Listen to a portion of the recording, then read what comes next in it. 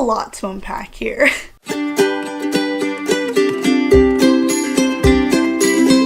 Hi, hey, I'm Morgan, and today we're gonna have a coffee talk and chat about Call Down the Hawk by Maggie Stiefvater. So in case you weren't aware, The Raven Cycle is my favorite series of all time that I've read in my adult life. And Maggie Stiefvater has officially announced the cover, the title, and the release date for her new series, which takes place in this world. This book is called Call Down the Hawk. It is the first book in the Dreamer Trilogy, which is a standalone spin-off trilogy that follows Ronan Lynch. This is what the cover looks like, and it is being released on November 5th of this year. And I have many feelings about it. This was just going to be an overall discussion about what I'm hoping to get from the series and what I'm expecting from the series overall. This is going to be pretty spoilery, I would say. If you haven't read The Raven Cycle, I wouldn't suggest watching this. Even though the Dreamer Trilogy is able to be read without reading The Raven Cycle, which we'll get into because I don't understand that, I think you need to have read The Raven Cycle to understand and enjoy the things I'm going to be gushing about and ranting about, maybe. The first thing I am going to be talking about is the fact that Maggie has said that this is a spin-off trilogy and that you don't need to have read The Raven Cycle to understand it, and it takes place after the events of The Raven Cycle, so after the Raven King. I'm worried that this is going to be something that is so separated from the original series that we're not even gonna meet any of our favorite characters. And like, that hurts. And also that makes me feel as though, like, if we do get to see, you know, the Gang Z, aside from Adam, because obviously we're gonna see Adam because they're fucking dating, unless we don't get to see cute pinch moments. If I don't get to see Ronan and Adam smooching, I'm gonna be pissed. But I feel as though we're either going to not see Gansey, Blue, and Noah at all, or we're gonna see them and it's gonna be like a page of like, hey, remember when like we were all friends with a dead ghost kid? I feel like there's gonna be a callback where Ronan's like, remember when I threw Noah out of a window? And people who haven't read The Raven Cycle are gonna be like, you threw him out of a window? How's he alive? But like, then you get to be like, oh, he's a ghost boy. I don't understand how it's going to be able to be read without reading The Raven Cycle. So that's my biggest concern, is that we're not going to see the Gang Z, because like, I need to see Ronan and Blue like fucking around and like making fun of each other. If I don't get to see Ronan and Blue fist bump at least once throughout this trilogy, I'm gonna fucking sue. We also know from what Maggie has said that she's not gonna write like relationship drama between Ronan and Adam, because she doesn't like writing relationship drama. I don't want to see Ronan and Adam like bicker through the 3 books. I'm sure they'll have like their moments of strife, but I don't think it'll be like drama. I do hope I get to see like Adam in college and like Ronan visiting Adam at college. Like, I think that would be sweet. Obviously we're gonna get a lot of backstory on him and Declan. I think that Declan's storyline that we got to see more of near the end of the series is going to come into play. I think the first sentence of the book Maggie tweeted out, it's like, this is a story about the Lynch brothers. And so we're going to see a lot of Declan and Ronan together, which I love. I have a feeling people are going to be after Ronan again. I feel like it's going to be a lot of like them on the run, which like, oh my god, if we get to see a Declan and Ronan road trip, I would love that. Things I want from the Dreamer Trilogy. I want a Declan and Ronan road trip so bad. Because I think it would be hilarious. Like, they're just stuck in a car together and either Declan keeps pulling over or Declan's not gonna let Ronan drive, let's be real. There will probably be like a little bicker fight over like if Ronan can bring chainsaw, and it'll be like, if she's not coming, I'm not coming. And that's something that I feel very strongly about. I want there to be a moment where Ronan visits Adam at college and like, oh my god, can you just imagine like just like pinch dorm room snuggles? Oh, we probably won't get it, but man, do I fucking want it. I want to see the Gang Z. I want to see Gansey, but that is because, like, I am Gansey's bitch. Like, I'm so whipped by Gansey. If I don't see him in this trilogy, like, I won't be, like, pissed, and I won't, like, hate the series at all, but I will be upset. I'm trying to figure out, like, how Maggie would write those characters in if it's not a necessary prerequisite to read the Raven cycle for this. Like, how can she write 4 books worth of development and love built between these characters and not, like, have that in this series? Is it just gonna be like, yeah, I love Gansey with my whole heart? Because, like, Ronan does love Gansey with his whole heart. Like, and, like, I want to see them interact. I want to see Ronan and Blue pal around. I want to see Ronan and Gansey give each other shit.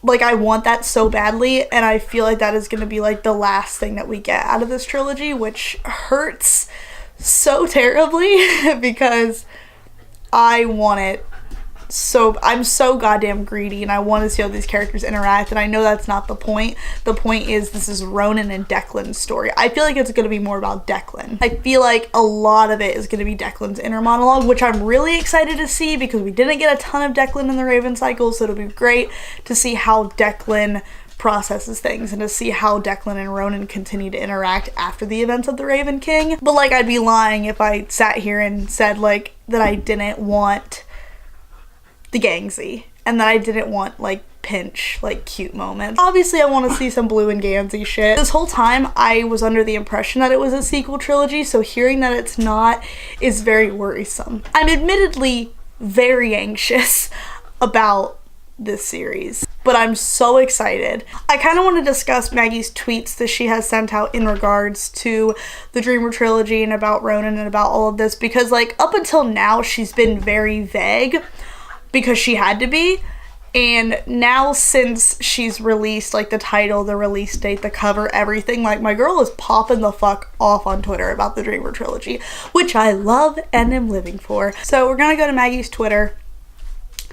I'm actually just gonna search Maggie Stiefvater Ronan and see what, like, her tweets are looking like. Someone tweeted at Maggie on October 22nd of 2018 and said, "I miss Ronan Lynch. Is he okay?" And Maggie quote tweeted it, and all she said was no. Someone else responded and said, "What?" And at this point, Maggie wasn't able to release, like, the release date, the cover, the title, anything. So all she said was, "Dreamer Trilogy, Book 1, Ronan Lynch's Not Okay by Maggie Stiefvater. No, I still can't tell your release date and title, so for now you'll just have to content yourself with the knowledge that these things do exist, but are for me to know and you guys to find out." She designed these beautiful Dreamer Trilogy Call Down the Hawk pieces of art for Indie Bookstore Day. Like, I'm obsessed with them. She's also asked us on Twitter how we prefer our death scenes and if we like them, like, gruesome, which is worrisome. I don't think anyone is safe in a Maggie Stiefvater book. I don't think Maggie is beneath, like, killing off characters when it feels right, which I really like about her. I like that she's letting us know, like, Ronan's not fucking okay. I think it is really important to this series and to Maggie's, like, integrity as an author that she does allow for these characters to meet serious strife and to not be okay and to be at risk of death.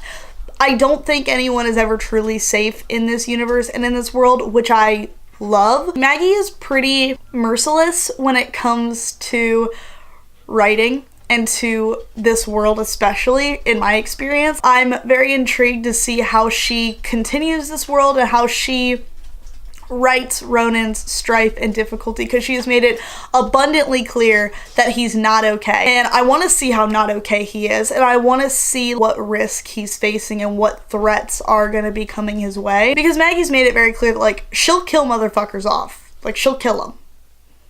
Just point blank, kill them. In young adult books, in my experience, a lot of authors will tiptoe around the subject of death, or their characters are like, just get out of death's clutches. Maggie is not afraid to pull those punches if need be. She won't do something out of her artistic integrity, meaning that she's not afraid to kill someone off if the story calls for it, and if it helps carry the story along, she's gonna fucking do it, and I respect that so much. And, like, I want to see some motherfuckers die. Like, I don't know who I want to see die, I just know, not Ronan though. Oh god, no. But I like hearing, you know, her tweet like, oh, how gruesome do you guys like your death scenes? Ronan Lynch is not okay. It's so anxiety inducing, but it's also really fun to like see what's going on. I'm just so excited to see where this series goes and what this trilogy is. Like, obviously there's going to be much more to discuss as time gets closer. I can't wait to see what kind of things Ronan dreams up, because obviously it's called the Dreamer Trilogy. Like, if you don't think Ronan's gonna be pulling some shit out of his dreams, like, what do you mean? What if he pulls out a baby hawk to be Chainsaw's friend? I doubt it, but like, also, wouldn't that be cute if just Ronan just kept pulling out a bunch of fucking birds and just had an aviary of birds at his calling? Oh, I would love that. Oh. I would love that. I would love that. Oh my god. Listen, I'm not saying I want a headcanon where Ronan only pulls birds out of his dreams and just like has an aviary of just like a shit ton of birds and just like nurses and mothers a bunch of birds, but like, I kind of sort of really fucking want that. Also, can we talk about this cover? Color-wise, it's very different from the Raven Cycle covers. I don't have my hardcover. I'm lending it to someone. The Raven Cycle covers are primarily white. It has some sort of like nature toned like aspect, and there's always like one primary color. The Raven Boys has this like dark blue that's pretty prominent, and also black because like there's a giant ass raven on the cover. The Dream Thieves is primarily red on the spine and the back of it. Blue Lily Blue is primarily like green and blues, and the Raven King cover is primarily this like light blue. The Called on the Hawk cover is so dark. The bottom right corner and the top left corner are like cut and it's angled, and that's all black, and then it's just this streak of yellowish orange, which I think is just a breathtaking color. I was not expecting that for this at all. And then you have this hawk, and the eye is like jutting back, and then the wings make like a forest scape. Caves Water. Font is very similar to the Raven Cycle font. Every cover for the Raven Cycle has a ley line with the title. Like with the typography, there is a ley line design. On the hardcovers, etched into the book itself is a ley line. Maybe you can see, yep, you can see that there's like an embossment of a ley line like right here. So for Called on the Hawk, we do not have a ley line, obviously, because they're not searching for Glendower. That's not even like a thing. So for Called on the Hawk, we have this like circle that is a snake, it looks like some form of serpent. I'm wondering if that design is going to be prominent with each of the books, and if that's going to be etched onto the hardcover. That's something that I get to figure out the day of Called on the Hawk's release. We have 262 days until Called on the Hawk is released. That's a long ass time to wait. And I'm gonna be honest right now, Called on the Hawk is my most anticipated release of 2019.